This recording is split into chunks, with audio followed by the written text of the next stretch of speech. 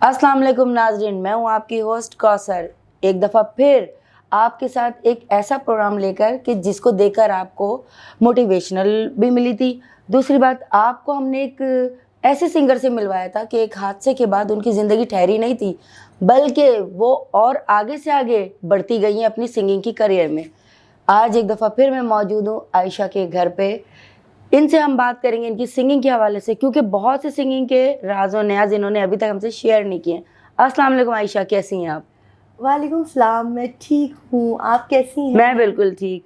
बहुत अच्छा लगा आपसे दोबारा मिलके, और आपका शुक्रिया कि आपने मुझे इस काबिल समझा कि आप दोबारा मेरे घर आई, और शुक्रिया जनाब आपका बहुत बहुत।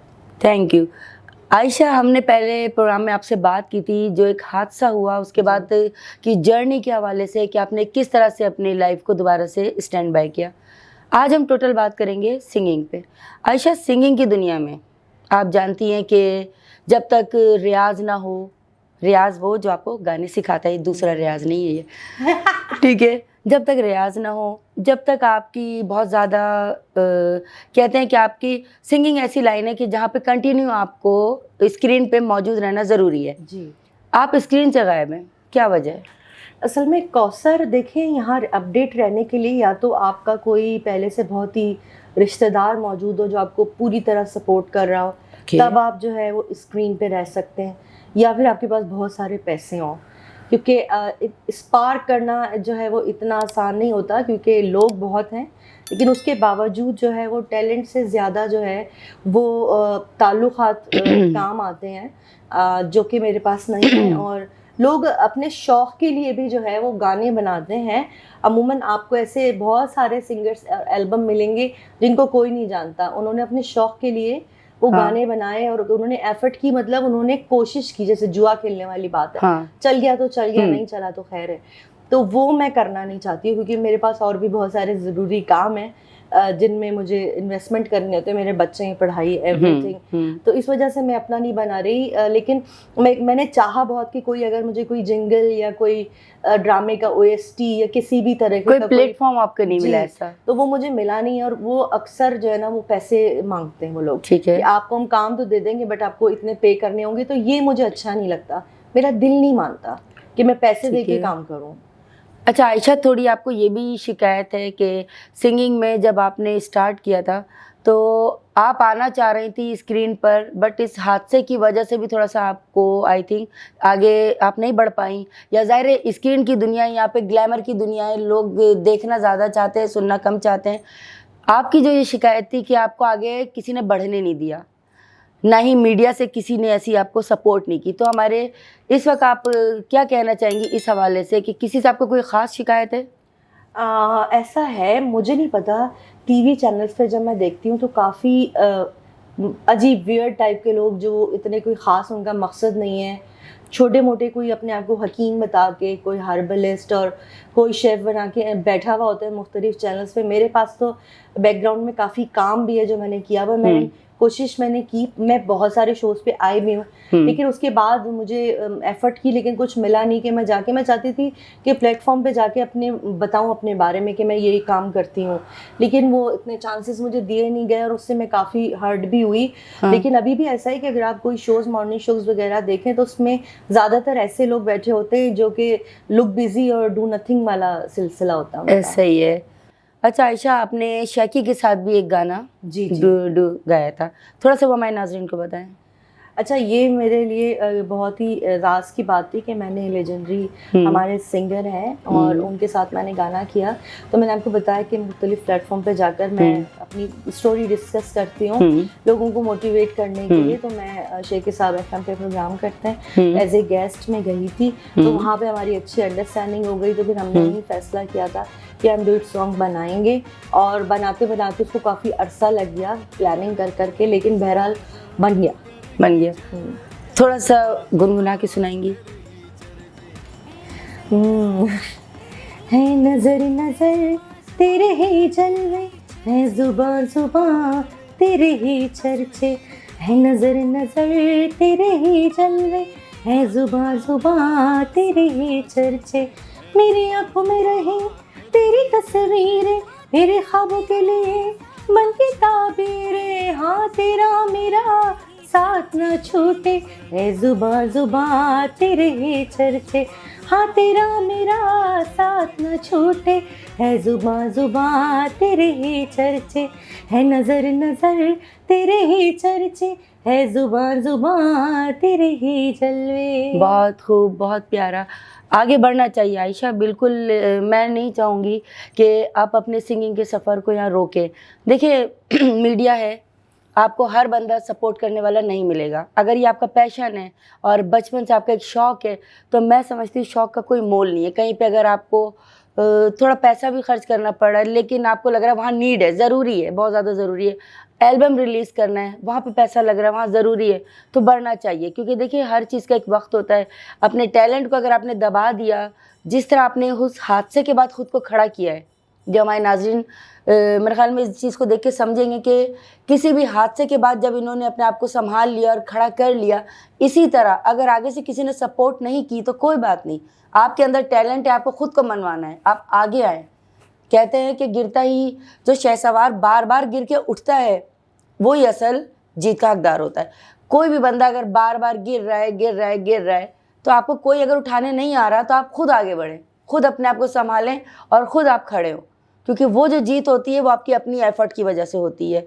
लाइफ में बहुत से ऐसे मामलात होते हैं कि आपको हर बंदा सपोर्ट नहीं करता। मीडिया से जो आपकी एक शिकायत है कि कौसर कभी भी मुझे किसी ने प्लेटफॉर्म नहीं दिया, सपोर्ट नहीं दी, मेरे ख्याल में मेरा जो चैनल है वॉइस ऑफ कनाडा, ये एक ऐसा प्लेटफॉर्म है कि जो हर जगह इस वक्त देखा जाएगा। प्लेटफॉर्म ये एक ऐसा प्लेटफॉर्म है कि आपकी शायद आवाज़ कितने लोगों तक पहुँचे, क्या पता हमारे प्रोग्राम के ज़रिए आपको कोई ऐसा प्लेटफॉर्म मिल जाए इंशाल्लाह। तो आगे क्या है आपका इरादा, और किन किन गानों में आपने चैनल्स पे आप आई हैं, वहाँ पे आपने किन गानों पे परफॉर्म किया? मैंने अपने ही गानों पे किया, क्योंकि डिस्ट्रिक्ट है तो पाकिस्तानी गानों पे किया। और इसके साथ में आपको बताऊं कि अभी जब कोरोना हुआ 2020 में, तो उसमें मजाक में कहा जाता था कि लोगों की बहुत सारी जो खुसूसियात हैं या छुपी हुई खुसूसियात है वो बाहर आ गई, बाहर आई हैं। तो लेकिन ये सच है कि मेरी मैंने शायरी शुरू की और एकदम से जो है ना मेरे ऊपर वो हुआ इसका कि मुझे शायरी आ गई और एक रात में मैंने 3 से 4 नज़में लिख दी। अच्छा, पोइट्री का भी आपको शौक है? हुआ तो उसमें ये है कि मैं उस सिलसिले में भी काफ़ी मुशायरों वगैरह में जाती रही और एक कम्युनिटी थी उससे मैं जुड़ गई, लेकिन मैं वहाँ पर भी डिसअपॉइंट हुई। वहाँ पर जैसे चापलूसी जो है ना वो बहुत ज़्यादा है और शायर लोग बहुत फारे होते हैं। अब वो पता है उनके पास बहुत टाइम है एक दूसरे के बारे में बुराइयां करना, टीम बनाना, उसको ग्रुप्स में बना लेना। और मेरी समझ नहीं आता आजकल के मसरूफ़ दौर में इन लोगों के पास इतना टाइम है कि इसको खींच लो, उसकी टांग, उसे आगे नहीं बढ़ने दो, उसकी बुराई कर लो। यहाँ तो हमारे पास अपने लिए वक्त नहीं होता, मगर बाज़ लोग ऐसे हैं कि उनके पास अपने से ज़्यादा दूसरों के लिए वक्त होता है। ये तो खैर मुझे भी बहुत लोगों से शिकायत है कि अपने आप को फोकस करें। बहुत मसाइल हैं, बहुत ऐसे मसले हैं आपकी लाइफ में, आपके बच्चे, आपका घर, आपका जो फ्यूचर है आप उसको फोकस करें। छोड़ दें दूसरों की लाइफ को, कौन क्या कर रहा है, क्या खा रहा है, क्या पी रहा है, क्या पहन रहा है, किससे मिल रहा है, नन ऑफ योर बिजनेस। आप छोड़ दें दूसरों की लाइफ में इंटरफेयर करना। बिल्कुल, ये तो एक ऐसा मैसेज है कि मैं इसको लाजमी बोलना चाहूँगी कि खुदारा आप लोग अपनी लाइफ को फोकस करें। ज़रूरी नहीं है कि आप दूसरों की लाइफ में झांकें, उनमें जा के उनको देखें कि वो क्या कर रहे हैं। हो सकता है आपका इंटरफेयर करना उनको पसंद नहीं आ रहा हो। ज़रूरी नहीं है कि आप हर किसी की लाइफ में घुस के उसको डिस्टर्ब करें, डिसअपॉइंट करें। बिल्कुल आपकी बात जायज़ है। तो मैंने वो ग्रुप जो है ना लेफ्ट कर दिया, क्योंकि मैं काफ़ी पक रही थी उसमें और मुझे लगा मैं इन लोगों में से नहीं हूँ, मुझसे नहीं होगा। तो अब छोड़ें उस ग्रुप को। शायरी हमने भी लेफ्ट कर दिया, क्यों नाज़रीन, ऐसे लोगों को तो लेफ्ट ही कर दें, लाइफ से लेफ्ट कर दें। अपनी कोई पोइट्री सुनाया हमें। ये मेरी निगाह की खुशगुमानी थी, ये मेरी निगाह की खुशगुमानी थी, वरना रंजिश बड़ी पुरानी थी। ओह ज़बरदस्त। मैं घिरा बैठा रहा दुश्मनों के बीच, मैं घिरा बैठा रहा दुश्मनों के बीच, जिनसे यारी बड़ी पुरानी थी। ओह, बुरा किया जो किया यकीन तेरी वफ़ाओं पे, सजनों को आज़माने की आदत मेरी पुरानी थी। ओहो, तुझको चाहा खुदाए वाहिद की तरह, लेकिन शिर्क करना तेरी आदत पुरानी थी। ज़बरदस्त। ये ना कहिए हमें शिकायत उनके लहजों से, बस खफा रहने की आदत पड़ चुकी पुरानी थी।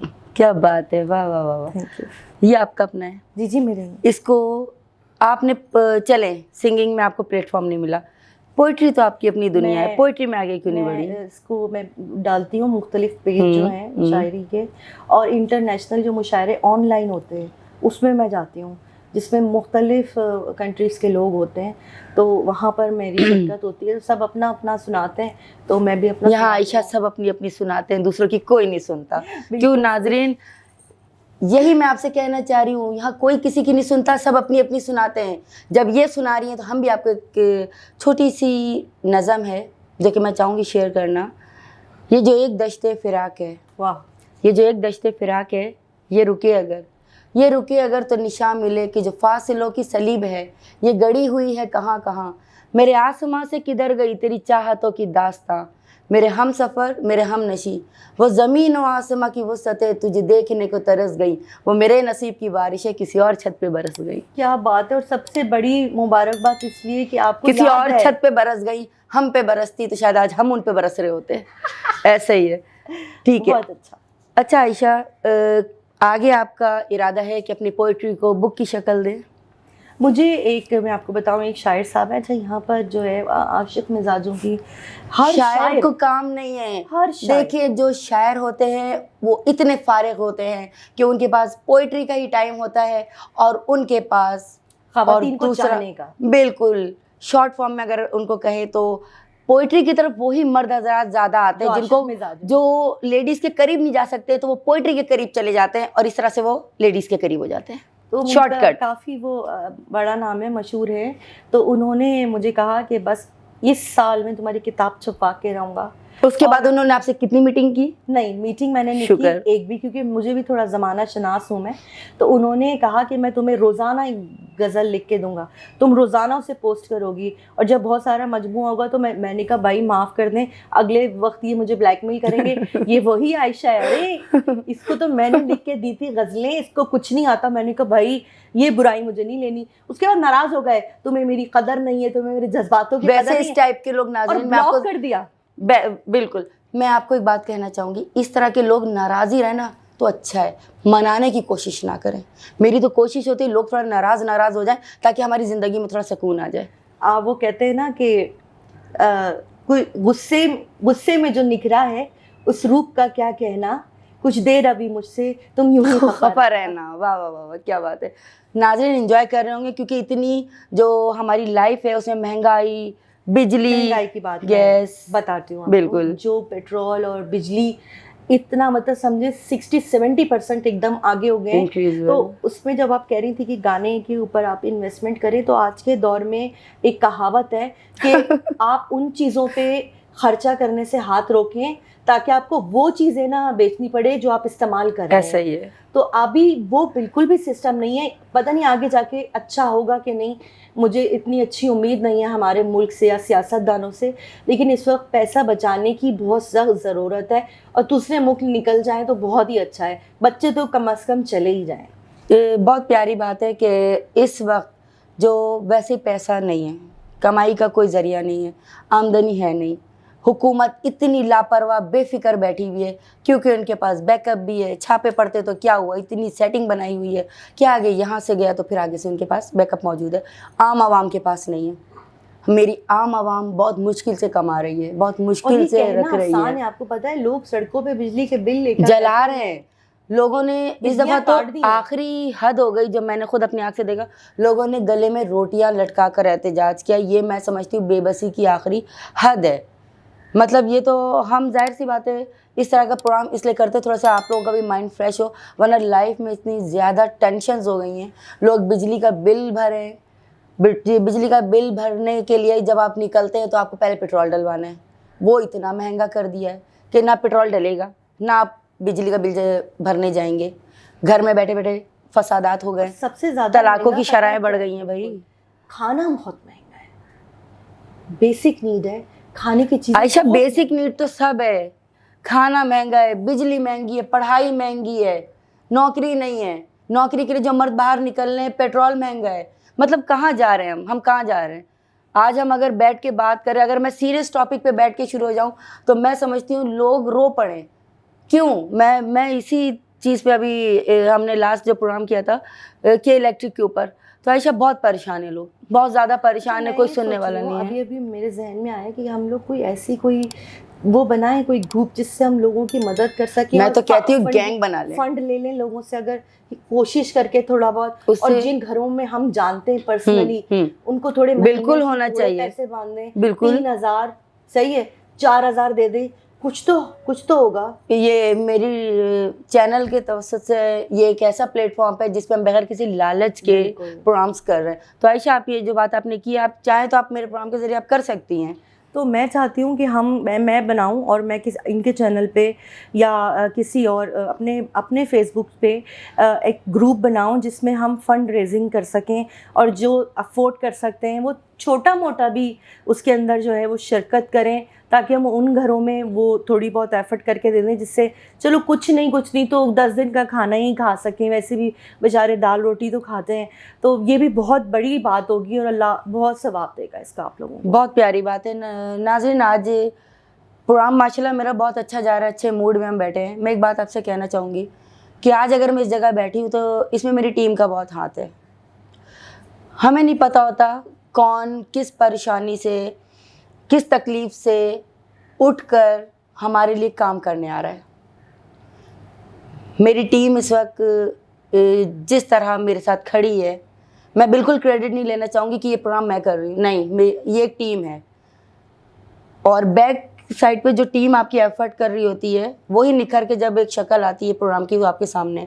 तो कभी भी मैं अगर सोचती हूँ तो मैं अपना नहीं सोचती, मैं अपनी टीम का सोचती हूँ कि पहले मेरी टीम को फ़ायदा हो, मेरी टीम कहीं से तकलीफ़ में ना आए। तो यही सोच आप अपनी रखें। कभी ये मत सोचें कि जो आप कर रहे हैं वो आप कर रहे हैं, क्योंकि आप अपने एम्प्लॉइज़ की वजह से ही आज आप खड़े हुए हैं। हमेशा दूसरों का पहले सोचें। शायद इस तरह पहले दूसरों का सोचने से अल्लाह आपका पहले सोच ले। बेशक। आयशा, जहाँ हम सिंगिंग की बात कर रहे थे, पोइट्री की बात कर रहे थे, मैं आपसे ये पूछना चाहूँगी, इन फ्यूचर इस वक्त जिस जगह आप मौजूद हैं, जिस सिंगिंग को लेकर, पोइट्री को लेकर, इन फ्यूचर सिंगिंग को लेकर आप क्या करना चाह रही हैं? लेकिन कोई मैं ऐसी चाहती हूँ कि चीज़? मुझे ऐसी अपॉर्चुनिटी मिले जिसमें मैं कोई गाना OST वगैरह करूँ। OST करना चाह रही हैं आप? मैंने फिर बताऊंगी, मर्द हजरात जो है ना, मोहब्बत पहले मांगते हैं कि हम हामी भरें, उनसे प्यार मर्द है, का है। दिल एक समंदर है, बिल्कुल। जिसमें हर तरह की मछलियाँ तैर सकती हैं, लेकिन उनको नहीं पता उस समंदर में उनकी बीवी एक मगरमच्छ की तरह मौजूद है, बिल्कुल नहीं तैरने दे नहीं सकते। लगता उन लोग को, पता है, जान पे खेल के कहते हैं कि वो एक आग का दरिया है, डूब के जाना है। तो उनको कोई इस बात से फर्क नहीं पड़ता। लेकिन बहरहाल ये एक इशू है, लेकिन हो सकता है। अच्छा, आपका कहना ये है आयशा, थोड़ा हमने चिल माहौल में प्रोग्राम आज कर रहे हैं, पता नहीं क्यों एक मूड भी बड़ा फनी सा हुआ है तफरी का, क्योंकि आयशा माशाल्लाह अच्छी हैं, इनसे बात करके बड़ा मज़ा आ रहा है। इनका कहने का मकसद है, जो कि मैं थोड़ा सा क्लियरली बोल दूं, कि इनका कहने का मकसद है कि आगे आने की अगर कोशिश की जाए तो पहले लोग फ़ायदा मांगते हैं। डू एंड डायरेक्ट वाली बात है यहाँ पे कि गिव एंड टेक होगा, ऐसे ही है। हाँ, ऐसे और ही है। इसके बगैर आप आगे नहीं बढ़ सकते। तो मैं समझती हूँ बहुत ही ये ख़तरनाक चीज़ है, या तो ये नहीं होना चाहिए। या तो कोई बहुत ही फॉर्चुनेट हो और लक उसकी काम कर जाए, अदरवाइज जो है वो आप चलें बातों की हद तक सही, लेकिन उनके साथ जो है थोड़ी फ्रेंडशिप करनी पड़ती है। क्यों करें? ये है, मैं इसको बहुत ज़्यादा, मैं तो गलत समझती छोड़ हूँ। दिया ना, आप देखें मेरे अंदर का नाज़रीन, बहुत ज़्यादा देखा जाए तो गलत है। सॉरी, मैंने आपकी एक बात काटी है क्योंकि मेरे जहन से ना निकल जाए। ये बहुत ज़्यादा गलत है कि अगर आपको आगे बढ़ना है और अपॉर्चुनिटी मिल रही है मगर गलत तरीके से, तो बिल्कुल छोड़ दें वो अपॉर्चुनिटी, क्योंकि मेरा एक यकीन है कि जो कामयाबी आपके नसीब में है वो बग़ैर किसी गलत रास्ते को अटैम्प्ट किए आपको मिलेगी। किसी भी गलत रास्ते पे से गुजर कर कामयाबी तक जो आप पहुँचे, वो तो आपकी सबसे बड़ी नाकामी है, सबसे बड़ी नाकामी है। ये बात आप बिल्कुल सही कह रही हैं। जो सीधा रास्ता है ना वो लंबा है, लेकिन वो जाता मंजिल उसकी बहुत करेक्ट है, और उसमें आपको मेहनत का फल भी मिलता है। आप इनडायरेक्ट वे में जब जाते हैं ना तो उसका अंजाम अच्छा नहीं होता, ज़्यादा दिन आप टिक नहीं पाते फिर शॉर्टकट से। मैं ये मानती हूँ। और अपनी इज्जत और एलिगेंट रहना, और जितने भी मीडिया में अपनी इज्जत साफ़ सुथरी रखना, ये बड़ी बात है। बेशक आपको कुछ ना मिले, आप गायब हो जाएं, लेकिन एलिगेंसी नहीं छोड़नी चाहिए। बहुत प्यारा पैगाम। जी, तो आखिर में आप वॉइस ऑफ कनाडा को कोई मैसेज देना चाहेंगी? अच्छा, मैंने जो है वो इसको देखा, सर्च किया यूट्यूब पे, बहुत अच्छे फॉलोअर्स हैं आपके, कमेंट्स बहुत अच्छे आते हैं, बिल्कुल। आपका प्रोग्राम का कंटेंट बहुत अच्छा है, और जिस तरह पॉलिटिकल वे में उस प्रोग्राम कंटेंट में करती हैं, आप बहुत अच्छी हैं, और आप किसी भी टीवी होस्ट से ना कम नहीं हैं। जितना मैंने आपके प्रोग्राम देखे हैं, यू आर वेरी प्रोफेशनल, और बहुत ही ज़बरदस्त आप काबिलियत है आपके अंदर। तो उस सब को देखने के बाद मैंने फ़ैसला किया था मैं आपको ज़रूर इंटरव्यू दूँगी, क्योंकि मुझे ऐसी काबिल ख़वातीन पे फ़ख्र होता है। मैं जो प्रोग्राम करती हूँ FM पे, वो है ही ख़वातीन के बारे में, उसका नाम वजूद-ए-ज़न है। उसमें उन तमाम ख़वातीन के बारे में बात करते हैं जिन्होंने ज़िंदगी में बहुत सारी हर्डल लेकर अपना नाम कमाया, तो एक आप उसमें से हैं। बहुत शुक्रिया आयशा, बहुत बहुत शुक्रिया।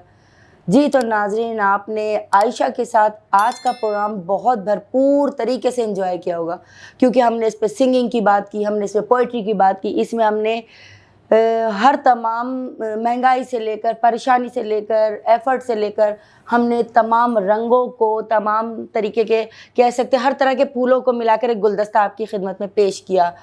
इसी तरह जुड़े रहिए वॉइस ऑफ कनाडा से। इजाज़त दीजिए अपनी मेज़बान कौसर को। अल्लाह निगहबान।